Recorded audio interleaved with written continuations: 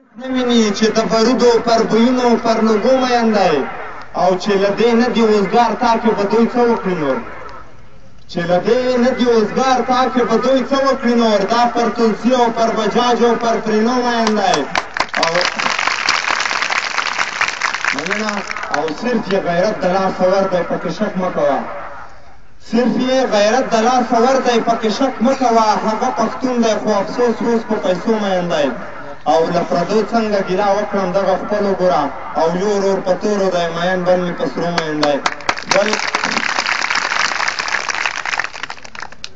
بل څلور بیتونه دي چې خپل ګاونډي ته یې پر تحفه کې وړاندې کومه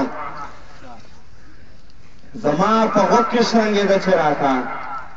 زما په غوږ کې شرنګېده چې راته اوس یې له هغې ګونګري شور ووتو هله پوره به د کابل ارمان شي کله اټک د رنګه تور ووتو چې کله پوه شو چې بلا راغله زمونږ د کلي نه یې کور ووتو له ځان د سا هم په وتو وګڼي چې د کلدارو نه یې زور ووتو راګرځم نظم دا هیله ده چې پاک به مو شي وایي چې د کړو وړو یې راته پته نه وي چې د کړو وړو یې راته پته نه وي په هغه چا پسې لمونځ نه کوو موږ چې وي روان د شیطانانو په لار هغه ملا پسې لمونځ نه کوو موږ چې د رقیب څخه لاس نه اخلي په خپل اشنا پسې لمونځ نه کوو موږ او موږ د موسی په شان یې فرغونه موږ د موسی په شان یې فرغونه اجاز لرو جادوګري مو نه زده او رقیبه موږ خو یو خدای پېژنو هېڅ د بوتانو بندګي مو نه زده که حقیقت را باندې وایې ګني د خال او شونډو شاعري مو نه زده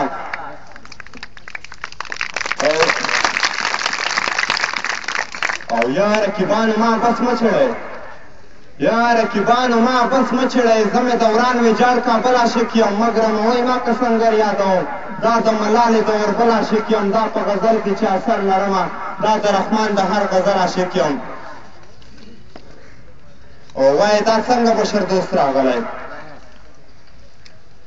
وایي دا څنګه بشر دوست راغلی چې اسبابونه د مرګي راوړي او چې خدای په مونږ کې داسې څوک پیدا کړی چې مو وطن ته خپلواکي راوړي او چې په رقیب کړي د بوټونو ګزار هره یوه مور دې زاهدي راوړي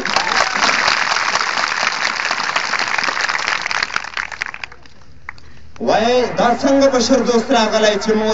چې اسبابونه د مرګي راوړي خدای په مونږ کې داسې څوک پیدا کړي چې مو وطن ته خپلواکي راوړي او چې په رقیب کړي د بوټونو ګزار هره یوه مور د زاهدي راوړي او زمونږ په رګو کې د عمر وینه ده زمونږ په رګو کې د عمر وینه ده مونږ فیصله ګوره په توره کوو مخامخ راشه تیر کمان کېږدوه مقابله ګوره په توره کوو د غرونو خلک یو کیسې مو نه زده موږ او یا نه ګوره په توره کوو او چې ذکریا غوندې په منځ اره شوم چې ذکریا غوندې په منځ اره شوم د دغې کړو ذمهوار هم ته یې چې له ډنډر پرېږدي د دې ګلانو د شپېدو ذمهوار هم ته یې او زما د جونګړو د کورونو واوره د ورانېدو ذمهوار هم ته یې او ډیموکراسۍ ورباندې لوبې وکړې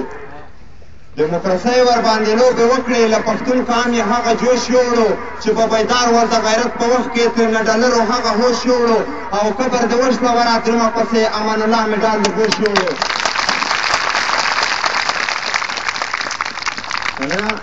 ډیموکراسۍ ورباندې لوبې وکړې له پښتون قام یې هغه جوش یوړو چې په بیدار ول د غیرت په وخت کې ترې نه ډالرو هغه هوش یوړو او قبر د وشله وراترمه پسې امان الله مډال د ګوش یوړو او مې رالیږه ستا په کور چې لوی وي مې رالیږه ستا په کور چې لوی وي په کار مو نه دي دا مشران نه غواړو چې فیصلې او فتوې ستا په خوله کړي داسې قاضیان داسې مفتیان نه غواړو چې عادتونه کوي ستا رقیبه کوي ښایسته داسې جانان نه غواړو خو زما جانانه پکې بد ښکارېږي زما جانانه پکې بد ښکارېږي دغه پردۍ جامې له تن وکاږه دغه اغزي حالات له ځانه زما اشنا د زور په ستن وکاږه او چې بیا افسوس کړي وخت په لاس نه درځي له ګناهونو توبه نن وکاږه او سر ورکوو مونږ د حسین په شان خو سر ورکوو مونږ د حسین په شان خو د وخت یزید غلامي نه منو او چې د ثواب او د ګناه فرق نه وي مونږ دغه شان ازادي نه منو سوچ پرې کوه مونږ یو داسې خلک مرګ قبلوو خو سرټیټي نه منو او زما جانانه ورته زړه مه وهه